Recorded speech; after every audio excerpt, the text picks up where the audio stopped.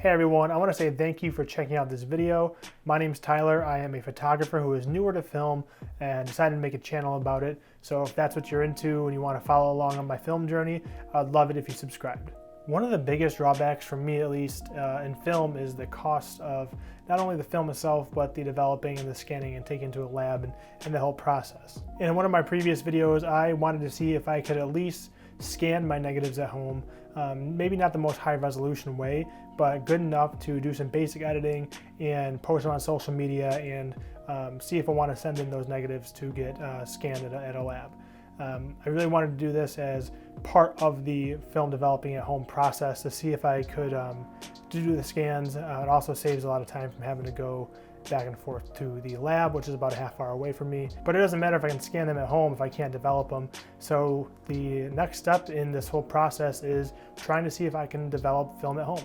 For the longest time, I thought you needed a full-on dark room, with the red lights and everything like that. But I just recently learned that that's only for making prints and stuff like that. So I decided, you know what, I don't think you need too much to do developing at home. You need a dark room or a dark bag, the right chemicals, and the developing tank, and that's really it. And from everything I'm seeing, if you can just read, pay attention, and follow directions, it doesn't look too hard. Now that sentence has gotten me in so much trouble in my life, so I am not discounting the fact that I'll probably screw it up. The developing kit that I'm going to be using is the Cinestill Color Simplified Quart Kit for CS41. This is this guy here, and based off what I've read and seen online, is it's a pretty simple process, and they make it really easy to follow. And supposedly this can do 24 rolls of film if the chemicals are stored right. Then I got the good old Patterson tank here. Yeah, looks pretty straightforward. Honestly, I think the hardest part is loading the film onto the reels and getting it in this tank, because once it's in here, you're good to go. You don't have to really worry about much. It's just adding the right chemicals at the right temperatures for the right amount of time, and just paying attention. Now, I didn't want to do this with a roll of film that I actually took my time shooting and put a lot of effort into, with that chance of me screwing it up the first time. So I actually have this roll of film that I think is ruined. I found out that I had it in probably the worst way possible. Can't wait to shoot a new roll of film through this empty camera. So yeah, let me know in the comments if anything like that's ever happened to you and you got a surprise roll of film on one of your cameras. But my stupidity didn't stop there. Like I mentioned before, I thought you needed a whole red dark room and everything to develop your film. So smart me thought, hey, if I have red light, I can just open this up and wind it up and I should be good. That's not how things work. So I'm expecting this roll to be completely exposed with nothing on there, but I am hoping that maybe one or two of the images was already rolled in, and I did shut the camera to finish up the roll. So as long as anything shows up, I'll know I'm doing things the right way. And I do have another roll of Psychedelic blues I want to try out that I actually was waiting to get developed, and a roll of Fuji that's pretty much done that I'll be developing myself. So yeah, let's see how this goes and hopefully have some images to show for it.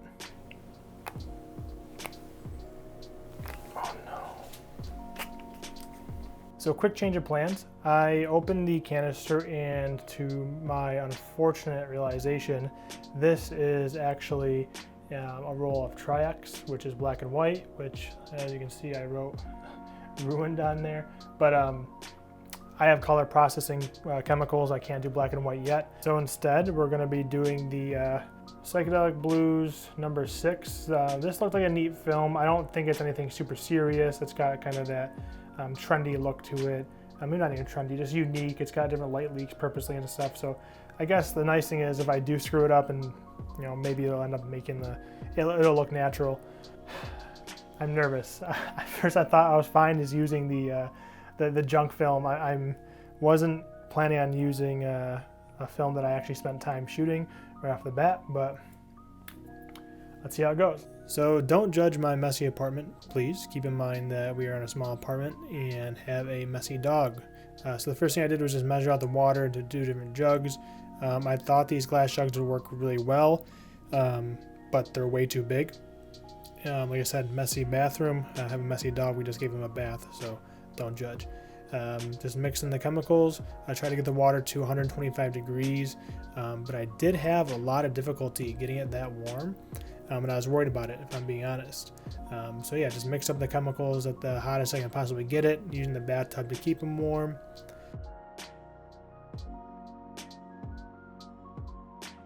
Now I just mix in the Blick solution. The stuff is pretty, stuff smells pretty bad, so just don't keep your face right over it.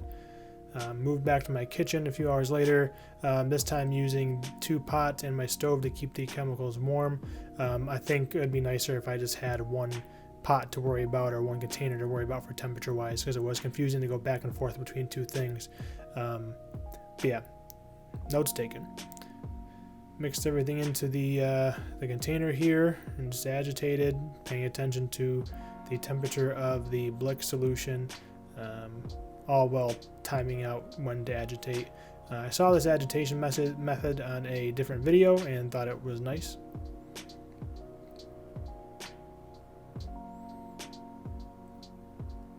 And then I kept placing the container into the pot just to keep it warm. Time to dump out the developer. The color concerned me. I hope that doesn't mean it's going bad already, because it should be going good for 24 rolls. Use some warm water, some hot water at 102 to do a quick wash in between, which I don't know is necessary at all. The guy on the video I watched did it, but I read that you don't need to do that. Now to try to maneuver this big slippery freaking container and not try to spill chemicals everywhere. This lid, I was paranoid. I'm waiting for one day that it's just going to come flying off, and I know it's going to happen. Yeah, make sure you have that lid all the way down, because it is tough to get down on all sides.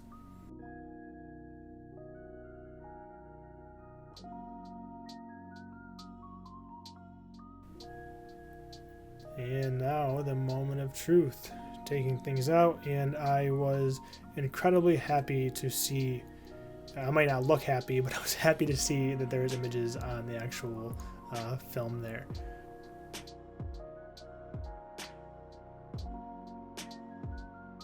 The next day, everything went. Wouldn't say it went well. I got through it, and that's all that matters, and I didn't completely ruin the role, so that's exciting. There are some things, though, that I did learn and had difficulty with that I want to go over and maybe get some advice, and you guys can help me out for my next role, though I'm probably going to be doing that tonight just because I'm excited, and I've already made some changes to my process that I think is going to help. I think the biggest issue that I had with all this is keeping the temperature consistent and paying attention to that. You know, I think my jars are way too big. For pouring makes it a little bit harder, but I had to keep them in separate containers to keep warm, and I was putting them on burners in my stove, as you saw, and it was just hard to pay attention to. But to resolve that, I actually went and bought a foot bath today. I was looking at the sous vide cookers my fiance actually recommended, which looks just like the thing Cindy still sells that goes in the tank and keeps your water at a certain temperature. But I'm cheap and it's close to holidays, so I kind of figured I'd do a double gift of a water temperature maintainer and a foot bath for the house. So I think that'll be very helpful to kind of put everything in one container and maintain the temperature. It goes up to 115 degrees, but it isn't that great, so it actually gets to about 105, so that's going to help out a lot, I think. The next difficulty I had, it probably doesn't surprise you, but it was putting the film on the spool in the dark. It just didn't seem to want to go, and actually, if you can see here, crinkled my film at the top, and I don't know what that's about. I mean, it doesn't ruin it, but it definitely makes it harder to get flat and to scan, at least the way I scanned it. So that kind of sucked, but I got it on there eventually. It took me like 20 minutes.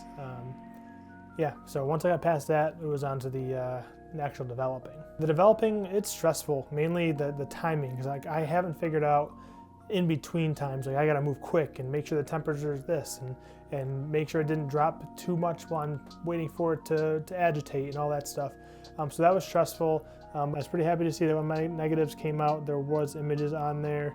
The actual developing process, it is straightforward, but I think I made it harder on myself because I had things in different containers warming up at different rates, and that I think is going to be solved with that foot bath. But that was probably the most complicated part and made it very stressful.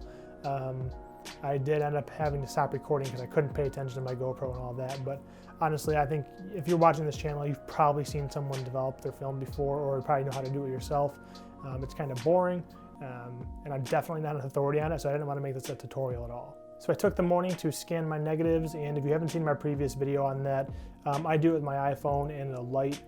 It's not the most high resolution, it's probably not the most accurate thing in the world, but mainly it's for me to be able to get them on my computer, edit them lightly, share them to social media because the resolution I think is fine for that, and then at least see what negatives I want scanned at a higher resolution down the road, or send it into a lab and they get bigger prints made of it.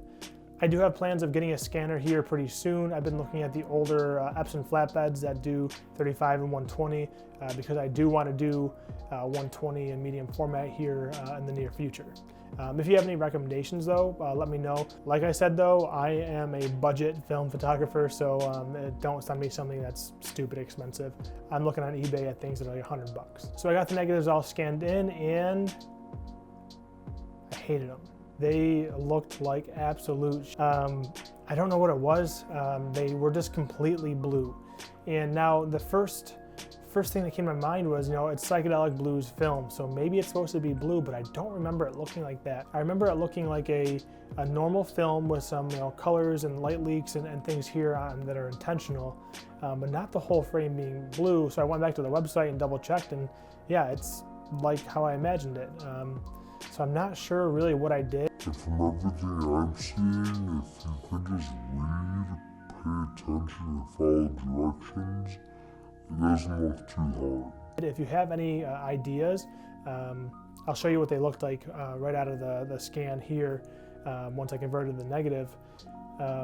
As you can see, everything's just got this huge blue tint, which I guess looks okay if it's like a super stylized type of thing, but it's not what I really wanted. So I did look online, and some people said maybe it was my temperatures, which would make sense.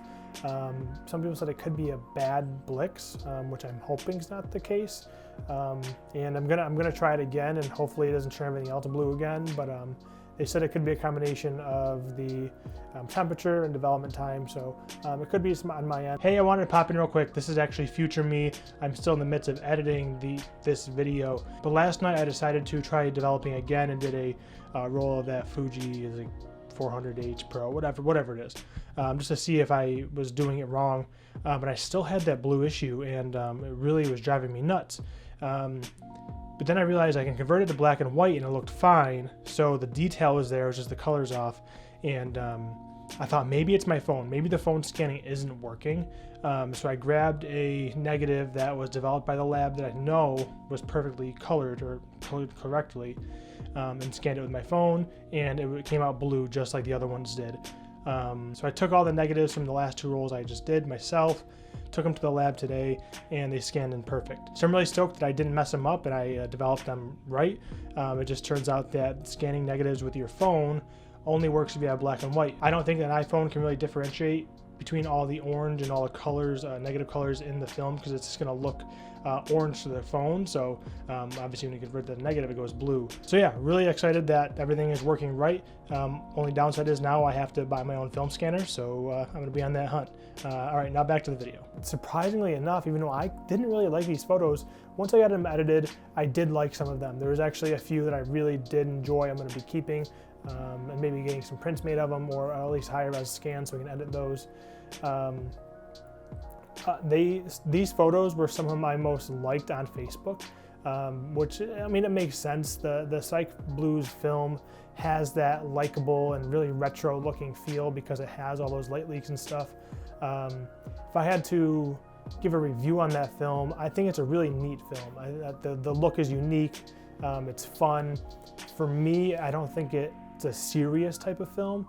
And if Dustin's watching this, or if anybody for some reason is watching this that's affiliated, it's a nice film. I'm gonna buy probably a few more rolls of it because it is fun and has that cool effect, and it's more of a relaxed film. You know, you can just kind of take photos and not really worry about it because you know it's not going to come out perfect, but you might get that one perfect circle. The light leak might line up perfectly with a photo, and I think that's the fun of it. And people love it. People who don't shoot film photography a lot, it definitely catches your eye. So yeah, it's a really fun film. I wouldn't consider it a professional film, but I don't think that's the intention. And I'm definitely going to be shooting more of it. So yeah, that's it for this video. I hope you enjoyed it. I hope you got something out of it and learn from my mistakes, and I hope you enjoy some of the photos that I played throughout the video. As far as what's next for me, I will be doing some roll reviews of recent rolls that I shot. One roll of Portra 400 and another roll of Cine Still 800T, which is my first time shooting that film. So look forward to those. And as always, if subscribe if you want to catch those. I'd love it if you subscribe, that'd be awesome. Also, me and my fiance are going on a trip to Massachusetts to get some new tattoos. So I'll be documenting that, and I'm only bringing my film camera and my GoPro, which is a first for me. I actually usually bring my digital camera to do a video or something. But I think it'd be fun just to capture the memories on film and look at them later after I develop it. And obviously I'll make a video for you guys. And yeah, so that's it for this video. Like I said, I hope you got something out of it. If you did like it, hit the like button below. And again, I'd love it if you subscribe to my channel here to follow me on my film journey. And I thank you so much for watching, and I hope you guys have a good rest of your day.